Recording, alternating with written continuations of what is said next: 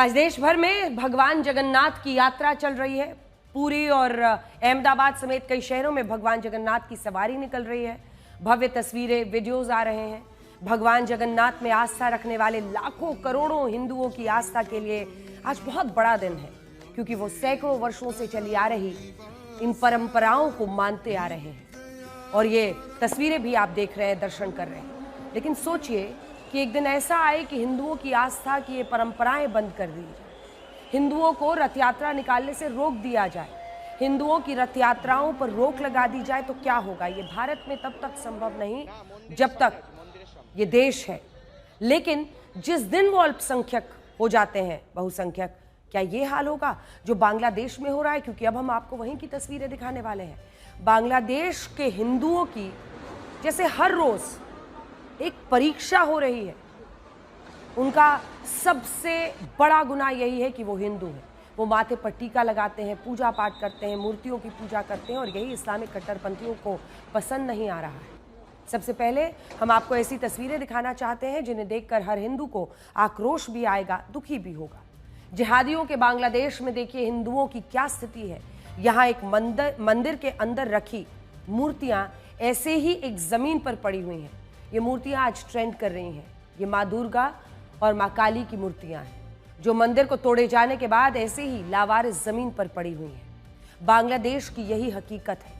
और सबसे ज्यादा दुख करने वाली बात यह है कि बुलडोजर से ही इन मूर्तियों को वहां से तोड़ा गया है, खंडित किया गया है। गुरुवार को मोहम्मद यूनुस की सरकार ने ढाका के खिलखेत इलाके में एक दुर्गा मंदिर ढहा दिया, जिसकी वजह से बांग्लादेश के पूरे हिंदू समुदाय में आक्रोश है। आरोप लग रहा है कि यह मंदिर रेलवे की जमीन पर बनाया गया है। हिंदू लगातार मंदिर को गिराने के खिलाफ प्रदर्शन कर रहे थे, लेकिन बांग्लादेश की पुलिस वहां पर और उनकी पुलिस के आगे जो हिंदू थे वो संख्या बल में कम पड़ गए, और इसीलिए ये सब कुछ हो गया।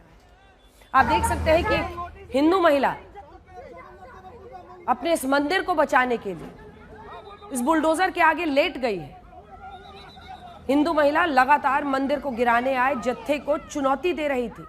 ये महिला लेट गई जमीन पर बुलडोजर को रोकने के लिए। ये महिला ये कहते हुए लेट गई कि बुलडोजर को मंदिर गिराना है तो उसके ऊपर से होकर जाएगा, लेकिन इस महिला को बांग्लादेश की पुलिस ने हटा दिया।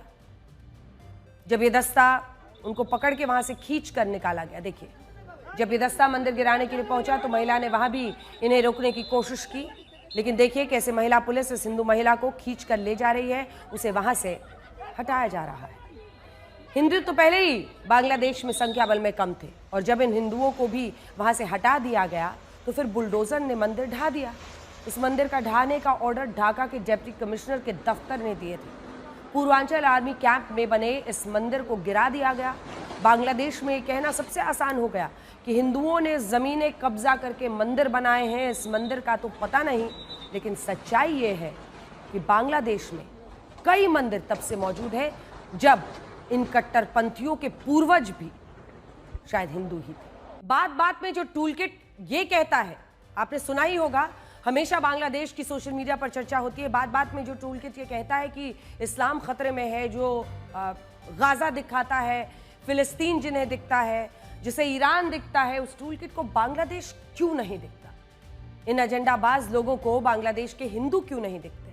उन्हें ये क्यों नहीं दिख रहा कि मोहम्मद यूनुस का प्रशासन जिहादियों के हाथ एक तरह से आगे बढ़ रहा है, और उनके साथ मिलकर बांग्लादेश से हिंदुओं की जो एथनिक क्लेंजिंग है धर्म के आधार पर, वो कर रहा है। बांग्लादेश के जिहादी हिंदुओं के सफाई की कस्में खा रहे हैं खुल खुल कर। इन बांग्लादेशी हिंदुओं का दर्द दुनिया को क्यों नहीं दिख रहा? लेकिन जरा आप तो महसूस कीजिए, एक मंदिर के टूटने के बाद कैसे एक महिला रो रो कर बता रही है कि क्या हुआ। ध्यान से सुनिए। आंसू भी है, दर्द भी है। मंदिर तोड़े जाने की इस घटना के बाद बांग्लादेश के हिंदू गुस्से में हैं, वो सड़कों पर निकलकर प्रदर्शन कर रहे हैं। वहीं शांतिपूर्ण प्रदर्शन जारी है, लेकिन वो आक्रोश कहाँ है जो होना चाहिए? क्योंकि पिछले करीब 1 साल से ये बांग्लादेश में यही चल रहा है। 5 अगस्त को जब से शेख हसीना का तख्ता पलट हुआ है, तब से लगातार बांग्लादेश का हिंदू समुदाय इन कट्टरपंथी तत्वों के निशाने पर है। शेख हसीना के जाने के बाद बांग्लादेश में 1000 से ज्यादा हिंदुओं को उनके घरों में आग लगा दी गई, और ये रिकॉर्डेड फैक्ट्स हैं। ये जिहादी हिंदुओं के 150 से ज्यादा मंदिरों को तोड़ चुके हैं। जैसे कुछ बड़े बड़े मंदिरों के नाम आपको बताते हैं।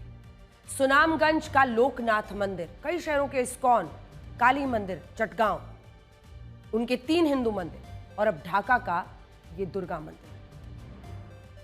अब इस मंदिर के तोड़े जाने पर भारत के विदेश मंत्रालय ने भी प्रतिक्रिया दी है। भारतीय विदेश मंत्रालय ने बांग्लादेश की अंतरिम सरकार को हिंदुओं और उनके मंदिरों की सुरक्षा सुनिश्चित करने को कहा। We understand that extremists were clamoring for demolishing the Durga temple in Khilkhet, Dhaka. The interim government, instead of providing security to the temple, projected the episode as illegal land use and they allowed the destruction of the temple today. This has resulted in damage to the deity before it was shifted.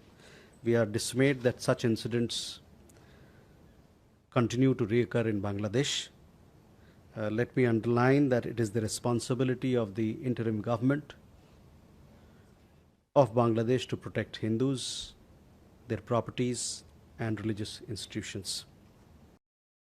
Bangladesh में अब हिंदुओं को प्रताड़ित करने के लिए Islamic जिहादियों ने नया तरीका अपनाया। अब वो हिंदुओं पर ब्लास्फेमी यानी कि ईश निंदा का झूठा आरोप लगाते हैं और फिर उन्हें मारपीट करके उन्हें जेल में डलवा देते हैं। कुछ दिन पहले यही बांग्लादेश के एक इलाका है लाल मोनिरहाट, जहां पर यह सब कुछ हुआ। देखिए, एक बुजुर्ग है जिनका नाम है नरसुंदर दास। इन्हें इस्लामिक जिहादियों की भीड़ पीट रही है क्योंकि उन पर आरोप है कि इन्होंने फेसबुक पर एंटी इस्लामिस्ट पोस्ट लिख दी। लेकिन ये बेचारे बुजुर्ग तो फेसबुक का इस्तेमाल भी नहीं करते हैं, लेकिन इससे बांग्लादेश की जिहादी भीड़ को क्या फर्क पड़ता है?